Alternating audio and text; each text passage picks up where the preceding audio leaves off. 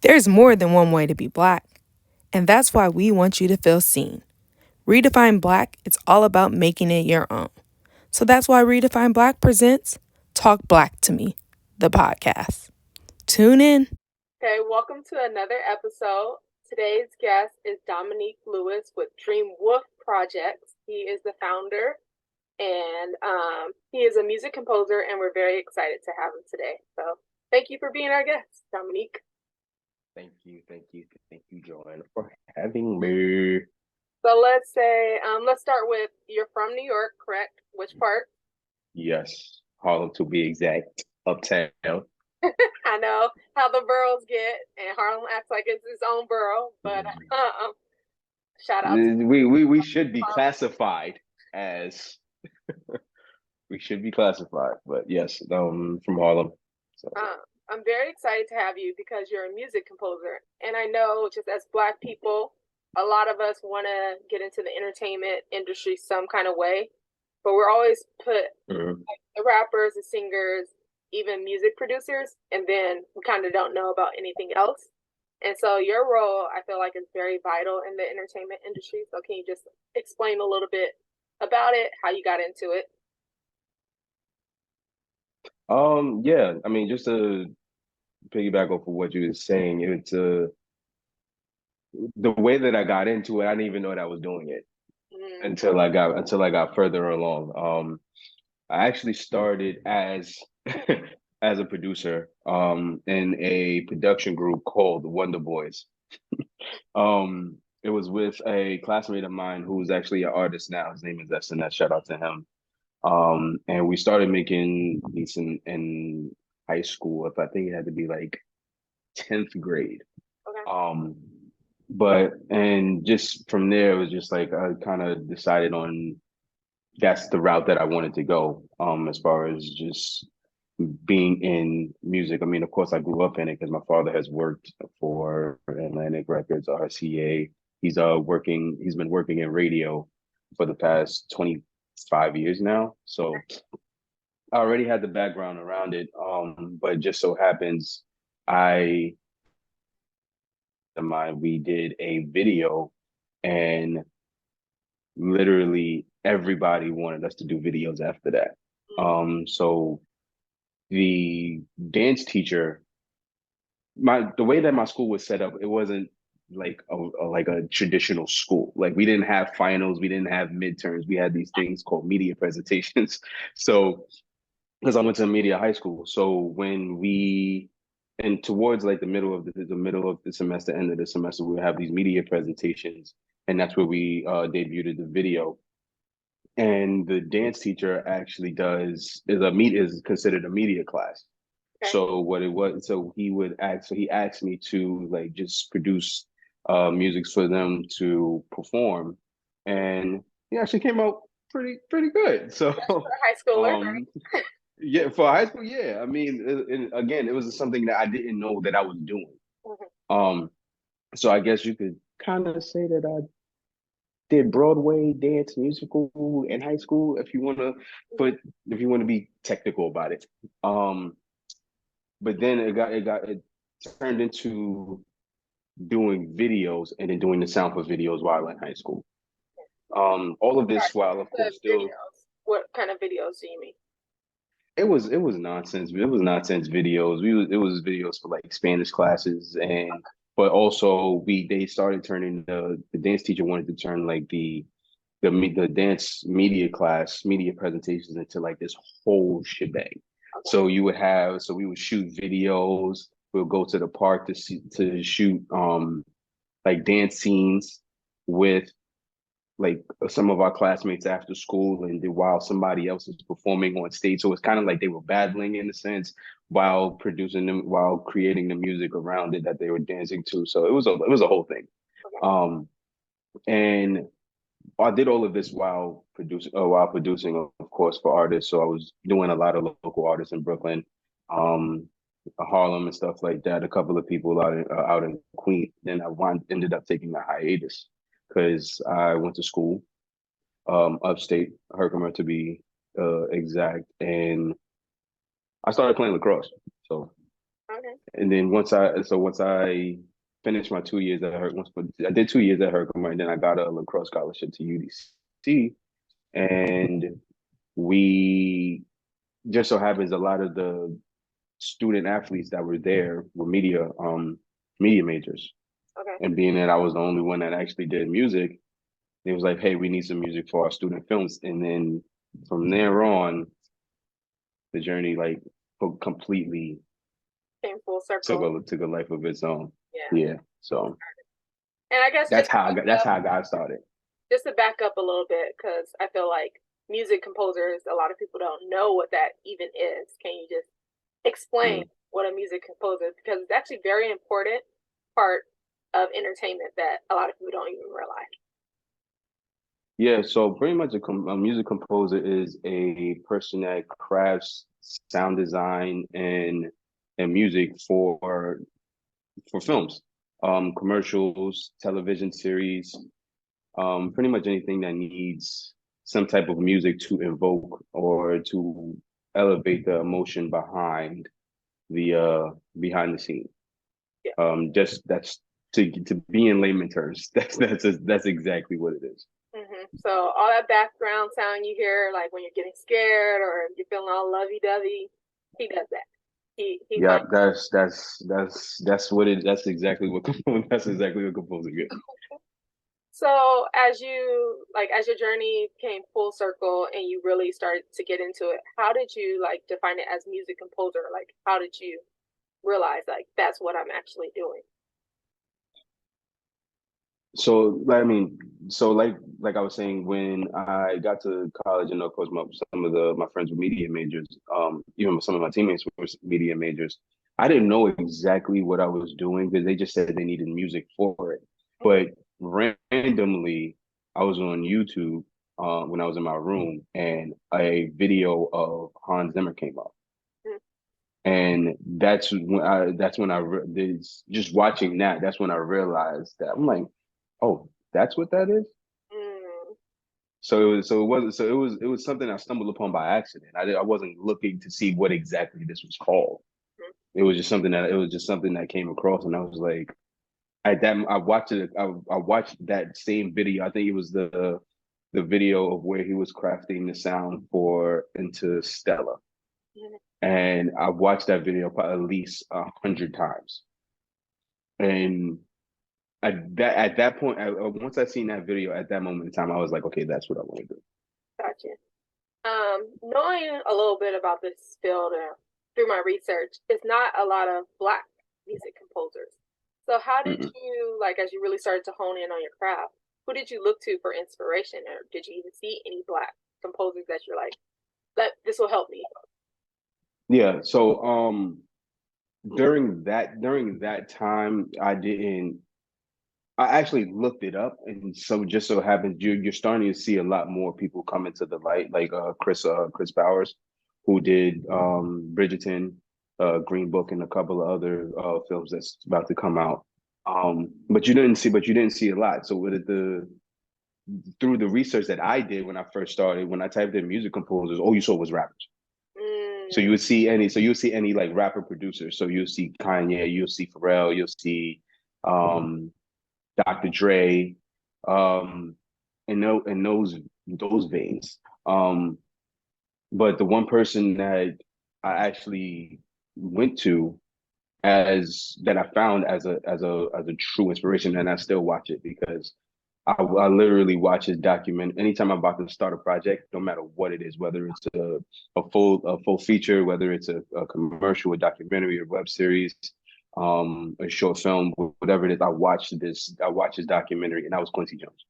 okay. Wow. Not even realizing like the impact that he had Mhm. on crafting that. So it was that's from the get go. That's been my inspiration. Of course, now it has evolved into other people. That's kind of like not Black. But to that point, to your point, as far as us, Yeah. Quincy Jones was the blueprint behind that. Great. So, as you like furthered your career, you started your own. company, Yes. Wolf Yeah. project. So tell us, kind of what genres you focus on, some of the projects you worked on, so people can check you out. There you go. Trying to be slick. um, Had to get it in there. um, so over since 2016, I've done over 30 projects.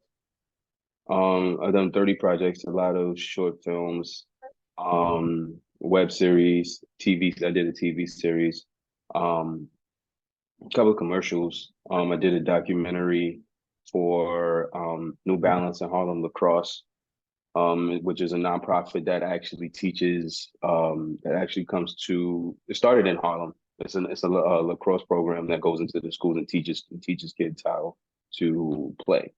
Actually, I used to coach there. It just so happens I'm kind of pissed because the program didn't start until after I started playing when I went upstate. So, I mean, but yeah, that's pretty much been it's been a lot. It's been over the years. It's gone. I've pretty much done a little bit of everything. I actually just finished a feature film for TV1. Congratulations. That's coming. Thank you. That's coming out in June.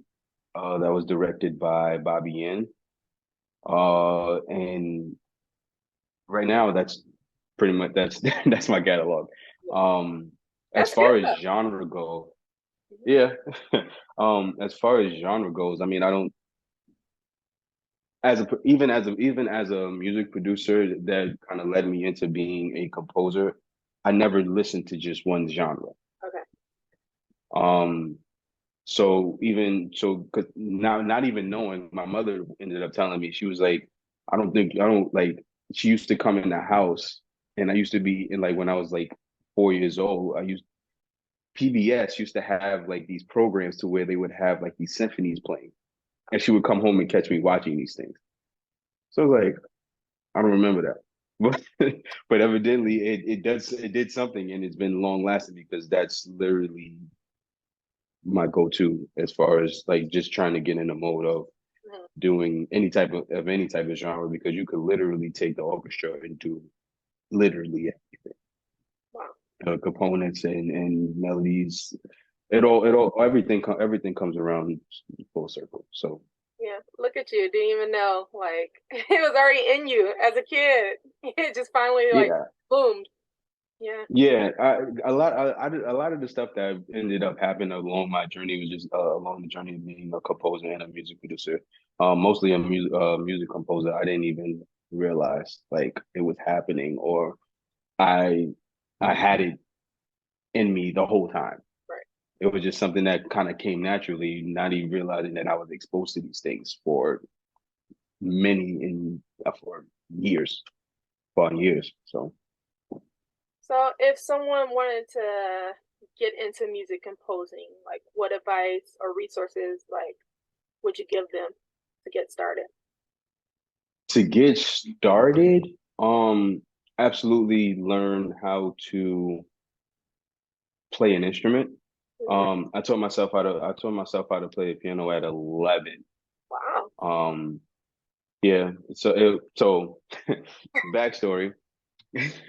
When I was 8, I went to a Catholic school that had a church that was attached to it, and my mother set it up to where I could learn how to play. That when like, the actual music director for the church would teach me how to play piano, Oh wow. and I never wanted to go. Why? Because the lessons was at 4:30. You Homework want was to be over at four outside. o'clock, so we'll be able to go outside. Exactly. We go outside and go play. I don't want to go. I think I went to like 2, and then he was like, "Yeah, no, I'm Mhm. not about to do this." But just so happens, I literally, my mother brought me a Casio. I didn't know it was my father. I'm sorry, brought me a Casio, and I told myself how to play. So that is one of the major things to learn how to play. I mean, a lot of the stuff now that you hear is a lot of sound design. Okay. So they kind of have stock sounds that you can use that you could definitely get the ball rolling. But more importantly, learning how to play an instrument always puts you in a different tier. Um, And honestly, just do the research. Do the research. This is I know it's not a lot of Black people in the space, or at least that I know of. I don't want to say that it's not a lot, and there's a lot of people that we don't know about. Um, but just doing the research and being mindful of what you're listening to. Mm-hmm. Listen to everything. Don't stay in one genre because then you're going to be boxed in. Right. So if you listen to hip hop, then you can listen to compa. If you listen to compa, then you can listen to orchestral sounds. If you want to listen to orchestral music, you could listen to Afro beats Mm-hmm. and traditional Afro beat. And from Afro beat, you could go to jazz, and then you could also listen to scores from the Scream, Mm-hmm. from the Scream soundtrack, and watch a lot of movies too. I mean, of course, that's a part of being of doing the study. Okay. You gotta so those Gotta put in the work. to get started. Yeah. Yeah. I mean, but it's like that with anything. You got to figure if it's something that you want to go into, just be a student to what it is that you want Right. to get into. That's across the board for anything. And that's exactly what I do to this day. Like so I'm still getting my foot, I still getting my step, still getting the ball rolling, even though I've been able to be a part of some amazing projects. But just continuously being a student of the game. Would you say it would be better to maybe start in like maybe just music videos first, commercials, or movies, or just go ahead and try all of them? Like,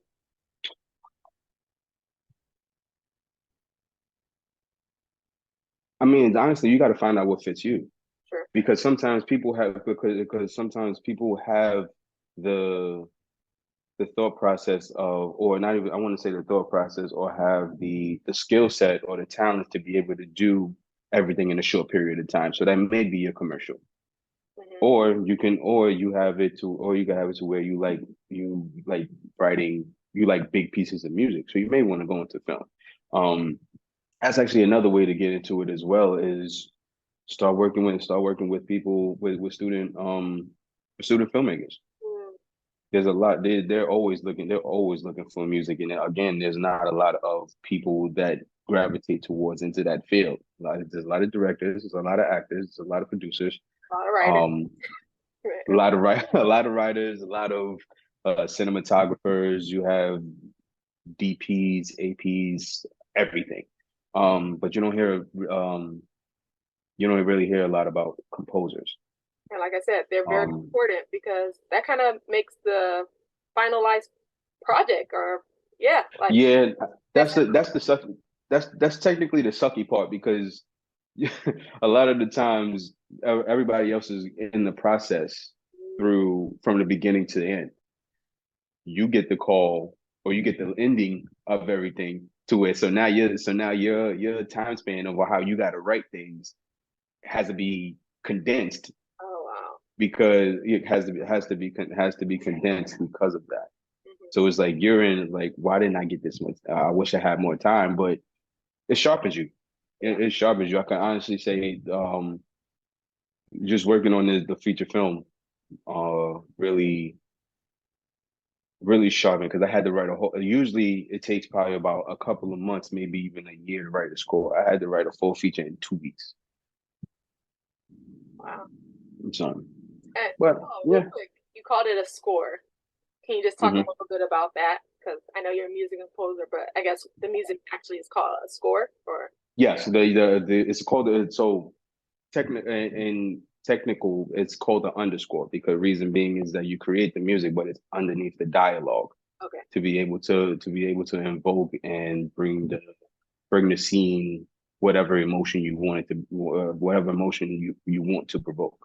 okay, So the score is short for underscore, which is under is the music under the dialogue.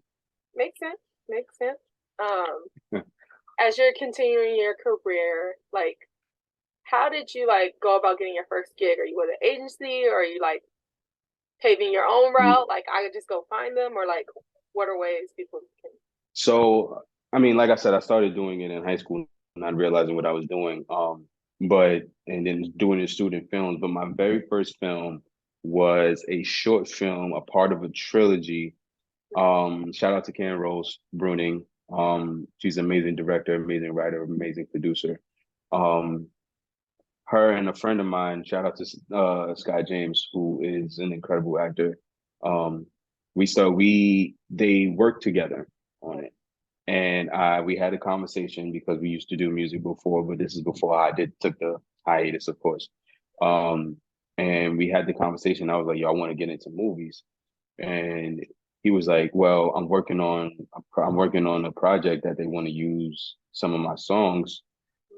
We could probably craft some songs towards the film." I was like, "Okay." We got the okay. They got the green light, and just so happens we ended up scoring the whole thing. Like, we're not going to use any songs.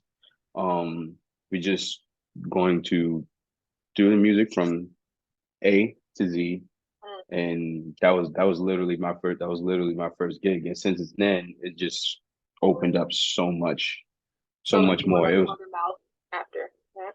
Yeah, a lot of word of mouth. Sometimes you just do the cold. Sometimes you do the cold emails, Oh, of course. You tap into your network, however it is. But the you allow the work to speak for itself. You allow the work to speak for itself, and then once the work actually speaks for itself, that's when the everything else to get you could definitely get the ball rolling and um just work. well, I can vouch for you because you did my friend's film and series, and it sounds good. You did a good job. So Thank you, thank you, thank evoked some you. kind of emotion. So you did what It's so see so even with that the name of the show is called Shout Out to My Therapist. It's actually on YouTube. Five episodes. I did the score and I did the music supervision. Shout out to Stephanie. Yep. Um that's actually one there's a piece of music in there that's been my favorite piece of music as of right now. Um if Okay. you guys watch it, if you guys watch it, it's Not called yet. Nicole's You guys Theme. should watch it. Yes, yes, you should watch it. And when you do watch it, just be mindful to episode one, the the final song. I'm gonna go back and listen now. Actually the album is out. Oh, So okay. the album is out. So you can listen to if you go on if you go on I'm sorry, it's on every platform, honestly. But whatever streaming site you use, you just type in Shout Out to My Therapist. The whole album is for the score is going to come up. Oh, so is that something So you do after you produce something? Do you make an album so that people can just listen to it? Or that's the first time I did it because the idea came from when she was what people were asking, like, where can I hear this song? okay. So the thing is, I think it's probably about it's about five maybe licensed song. Everything else I did from scratch. So Wow. even I think in episode three, the ending song I did from scratch too. So that's not um I literally took some pieces together and just collaborated and just put them together and made a song. So Wow. And one last thing, as you're like composing, are you doing all this on a computer? Because I know you said instruments, or do you actually like go and play instruments and then add it, or how's it all? no, I have so pretty much it's all computer based. Depending on what it is that I need, I may outsource because there's certain things that you just can't achieve Right. sound wise um with virtual instruments. Okay. Like it's just like it's there's certain pockets and flows and just details within within a humanized a human playing a trumpet versus something virtual. Yeah, that makes sense. So yeah, so a lot of the time, so it all depends. If I need it, then I will, I need this. I'll call us whoever it is to be able to come in. Um, if I don't, it's mostly on a computer. I mean, I definitely invested a lot into being Sure. able to have, well, be able to have the sound library that I have. Nice. Well, So thank you. I feel like this has been great. Learned a lot about what goes into being a composer, just the industry, what you do. And like, do you have any future project or where is like your ideal space you would like to end up? I don't know, like what's the top for a music composer? the top for a music composer, is when you don't gotta go make those calls no more. I feel you. Well, when you put yourself in enough demand to where everybody wants what you have. Mm-hmm. As far as future projects, I'm in talks with a couple of projects. Now I'm actually working on a EP with this artist, amazing singer from New Orleans. His name is Greg Banks. We're working on an EP right now. Um, Still doing some voiceovers and then, but also in talks about a couple of projects coming up. So I'm keeping my fingers crossed that those come through and it just keep working. But Yeah. Well, congratulations on all that you have achieved, all that you are going to achieve. And your name's going to be out there. Everybody's going to remember Dominique Luis. thank you, thank you, thank you, thank you, thank you. Shout out to Refinery Black. You heard Redefine Black. Redefine Black. My fault. No, it's okay. Redefine. You got me back. And Joanna, thank you for even allowing me to come on and be able to speak on your platform. Yeah, thank you. It's going to do some amazing things. Yeah, I'm excited. Like how you are doing your thing, I'm getting mine started, and I just want to put people's faces out there so Black people can be like, "Oh, they're like me. I can do this." Yeah. Now I see someone that's doing it. So. Yeah, the representation Mm-hmm. is very important. It's very important because there's so much going on. There's so much in your face. It's just like, okay, well, why not let this be in your face as well? So I have one last thing I ask every guest. Mm-hmm. Say Black is everything. Ooh, I like that. Oh, and one last thing before we go. Where can people find you? You guys can find me on Instagram, D2, D, the number 2, Luis. Not really. That's pretty much like the only social media that I'm on. Of course, I have Facebook. You can find me at Dominique Domini Quue Pereira Perera on Facebook.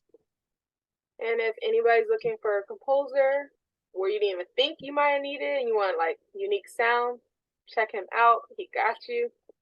That's, I do. You heard. Okay, well, thank you. Thank you. Interested in working with Dominique or seeing what he's been up to? Be sure to follow him on Instagram at D2Lewis. And if you are interested in working with him, click the link in his bio. Tune in next week for an all-new episode. Don't forget to like, share, and subscribe wherever you listen to your podcast or on YouTube.